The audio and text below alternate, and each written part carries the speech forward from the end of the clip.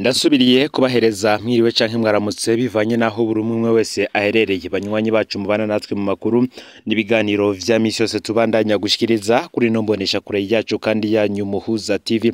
Uyu numwanya tugiye kubageza ko amakuru biriko biravugwa bigezwe ko muri kano kanya. Na makuru tuza kugaruka ahanini cane ko biriko biravugwa kwisanganya ryakozwe n'imodoka y'igisirikare. Kuri ubu imiryango 200 yo ikaba yamenyeshejwe ko igomba gutangura ivy'ikigandaro mu gihe abandi bashika 30 nabo kuri bari mu bitaro bikuru vya gisirikare bibarizwa mu Kamenge nkuko tuza kubigaruka ko. Niko kandi tuza kugaruka ku bihano biremereye cyane kuri babasirikare banse kuja kugwana na M23 mu gihugu ca Kongo, aho nabo ibihano vyabo vyamaze gutangazwa. Aho uri wose ndagwaye kaze muri ano makuru uherereye mu gihugu c'u Burundi, mu buseruko, mu manuko, mu buraruko, mu burengero, abakurikirana amakuru n'ibiganiro vyacu baherereye hanze imbezi igihugu c'u Burundi nko mu karere ka Afrika y'ibiyaga binini ku mugabane wa Afrika ndetse no makungu ya kure. Mwese ndabaye kaze muri ano makuru. Na makuru tugiye kugaruka cyane kubiriko biravugwa mu gisata c'igisoda, aho tugiye kugaruka kuri vyinshi cyane duhereye kwisanganya ndetse kandi tuze no kubandaniriza ku bihano vyaciriwe abasoda banse kuja kugwana na M23. Abasoda b'abarundi bashika 200 bamaze kwitaba Imana biturutse kwisanganya ryo mwibarabara, ni mu gihe abatari munsi mu gihe abashika 30 nabo bakomeretse. Ivyo bikaba vyabereye mu gace ka Manyama muri komine Mabayi intara ya Cibitoke mu buraruko bushira uburengero bw'igihugu. Abakomeretse bakaba baciye bajanwa mu gisagara ca Bujumbura ku mugwa mukuru w'ubutunzi ari naho hari ibitaro vy'abasirikare. Iryo sanganya ryabereye kwibarabara inomero 10 mu gace kitwa Manyama, ni muri zone Buhoro muri komine Mabayi ho mu ntara ya Cibitoke. Nkuko ababibonye babivuga, iyo modoka yari mu murongo muremure w'imiduga 10 y'igisirikare c'u Burundi ica iratembagara mu ikorosi riteye ubwoba hafi saa 5 z'ijoro. Abasoda 8 baciye bacikana ubwo nyene, abandi 38 barakomereka. Iyo modoka ikaba yari yuzuye abasoda nkuko bivugwa n'abasoda batashimye gutangaza amazina yabo. Ayo makuru nyene akavuga ko iyo modoka yaruhukiye ku manga itembaga y'imetero zirenga 100. Imodoka ngo ntiyafata ifire neza kubera ko ari umumanuko muremure urimwo amakorosi menshi cyane kandi hatabona neza. Umushoferi rero imodoka yamwankiye, bikavugwa n'umusoda yarokotse ariko yakomeretse gatoyi mu ruhanga. Intwaza ngabo iri muri ako karere twabashije kuvugana yavuze ko abo basoda bari bagiye mu ishamba rinini rya Kibira gufasha abasanzwe bibaye ngombwa babagombore. Abapfuye mu bari bakomeretse kandi abasize agatwe bashobora kuba benshi kurusha. Twisunza amakuru twakuye mu bitaro vya Cibitoke yemeza ko hari abasoda 15 bandi bacikanye bari mu bakomeretse, bisigura ko umubare wabo umaze gushika abasoda 23. Abandi bakaba bariko baravurirwa mu bitaro vy'iyo ntara. Abakuru bo mu gisoda nabo batangaje ko abapfuye n'abakomeretse baciye bajanwe Bujumbura ku mugwa mukuru w'ubutunzi.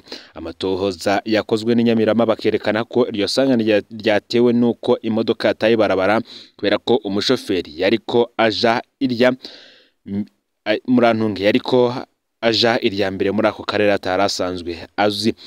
Ni mu gihe bizwi ko ikorosi rya Manyama rizwi cyane ko ryama rihitana abantu, ngo harabera amasanganya yica abantu buri mwaka. Turihanganishije rero imiryango yabuze ababo biturutse muri isanganya ryabaye kuri iyi modoka y'abasoda. Ni mu gihe kandi mu yandi makuru tugaruka ku bihano biremereye ku basirikare banse kuja kugwana na M23 bafashije igisirikare ca Kongo arico FARDC.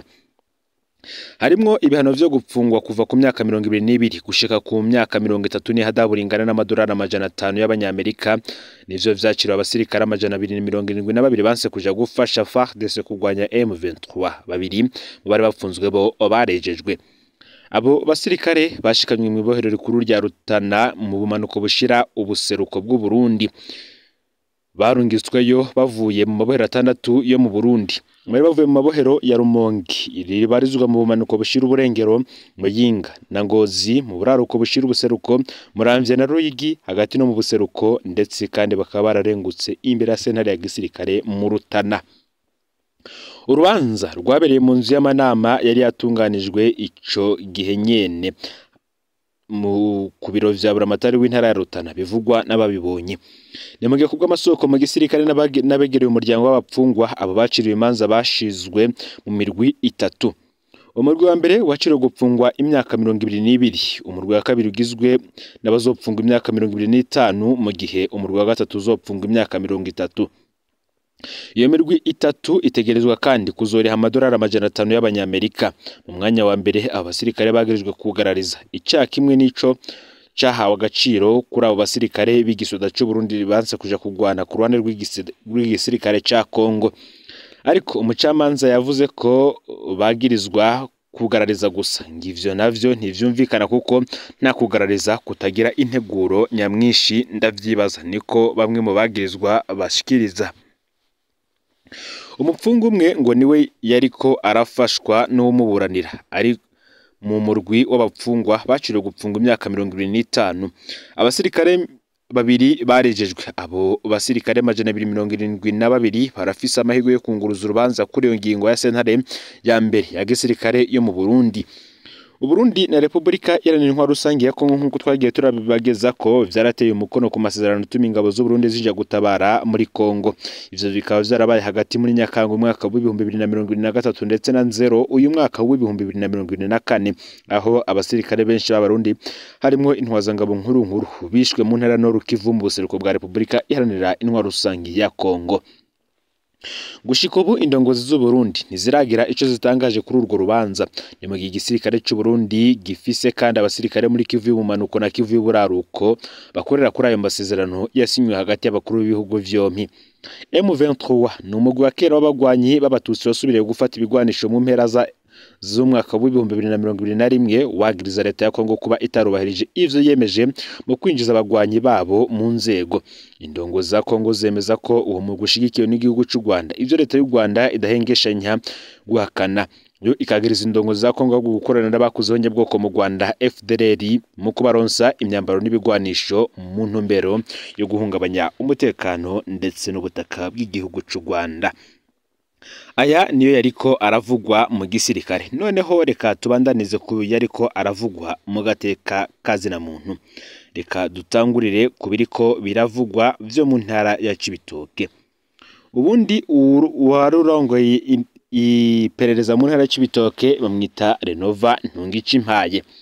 Uyu Renova Ntungicimpaye yaramaze hafi umwaka arongoye iperereza mu ntara ya Cibitoke. Si umuntu avugwa cyane imbere mu bijanye no guhohotera agateka kazina muntu.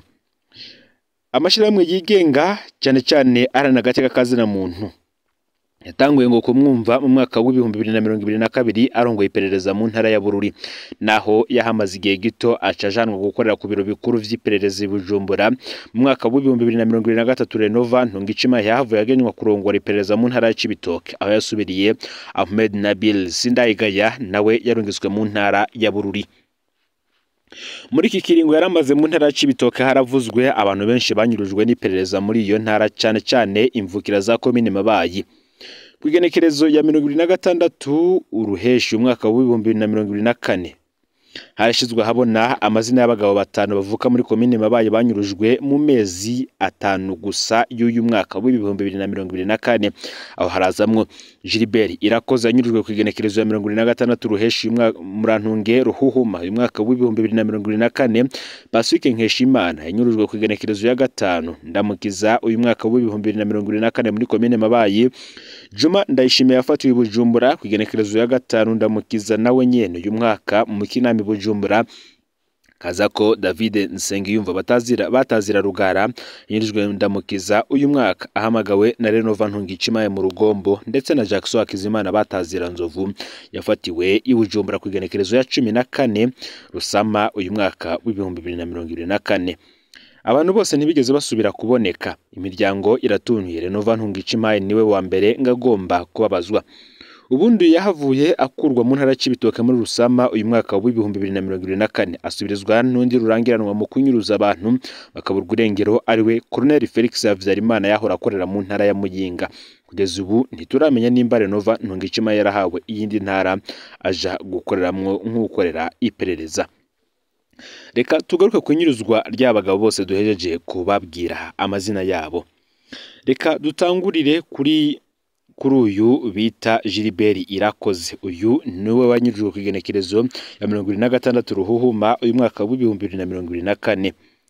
Uwatanguye kunyuruzwa yitwa Gilbert Irakoze, umusore w'imyaka 25 avuka ku mutumba wa Rutorera Gacimbiri Muganza muri zone Butahana ya komine Mabayi. Gilbert Irakoze ni umunywanyi w'umugambwe SNL agakora akazi ko gucukura ubutare. Hari mu gatondo rero k'igenekerezo ya 26 Ruhuhuma uyu mwaka wa 2024 isaha 2 z'igitondo, Gilbert Irakoze yururutse ipikipiki mu kibanza yakoreramwo akazi ko gucukura ubutare. Ubwo nyene cafatwa n'abapolisi babiri bamwinjiza mu modoka kamyonete Toyota Hilux double cabine yera y'umukuru w'iperereza mu ntara ya Cibitoke. Uwamenyekanye muri iyo modoka ni Medali Batazira Mazahari, yari chef de zone Mabayi akaba n'imbonera kure yo ngaho imabayi. Kuvugwa nta gakuru ka Gilbert Irakoze, bamwe bavuga ko iyo baraciye yicwa n'uwo mukuru w'umutumba.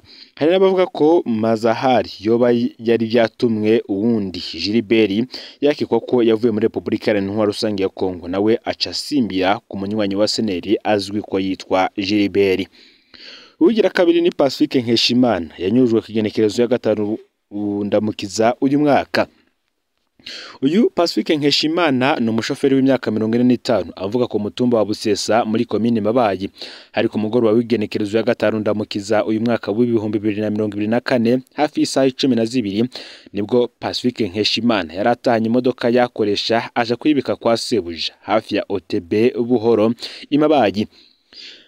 Avuyeyo ageze aho bita ku Ruyanzari, Pacifique Nkeshimana yaraguze amayinite hamwe n'ikinyobwa bita energy. Avuye nko ku metero 500 haje imodoka kamyonete Toyota Hilux double cabine ivuga ko yatukura. Abayirimwo basimbira kuri Pacifique Nkeshimana baramujana, kuvugwa nawe nta gakuru. Abe bakavuga ko Pacifique Nkeshimana atamugambwe yarimwo, ariko yari umugenzi akomeye w'umunywanyi wa SNL yitwa Juma Ndayishimiye n'abanyurijwe iryo joro nyene. Hari abavuga ko yazize iremetanya ryakorewe Juma maze bose babashirwa ko bahora bunguruza ibigwanisho. Juma Ndayishimiye nawe nyene yanyurijwe mu igenekerezo ryo rya 5 Ndamukiza uyu mwaka wa 2024 kuri dosiye imwe nyene n'uyu mugenzi we. Juma Ndayishimiye ni umugabo w'imyaka 44 avuga ku mutumba wa Muhungu muri komine Mabayi.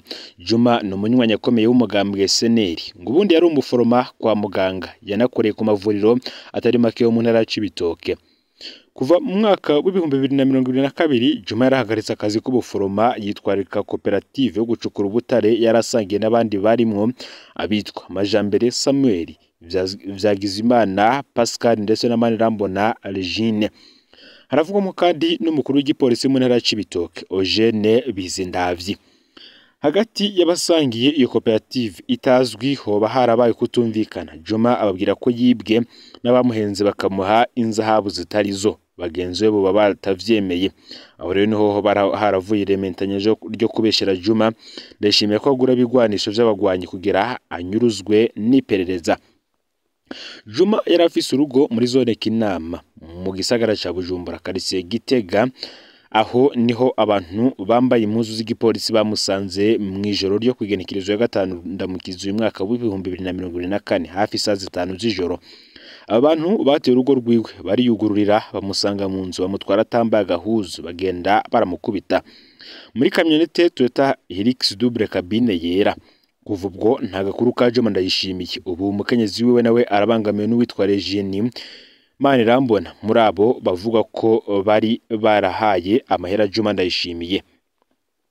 Uwundi ni David Nsengiyumva Batazira Rugara.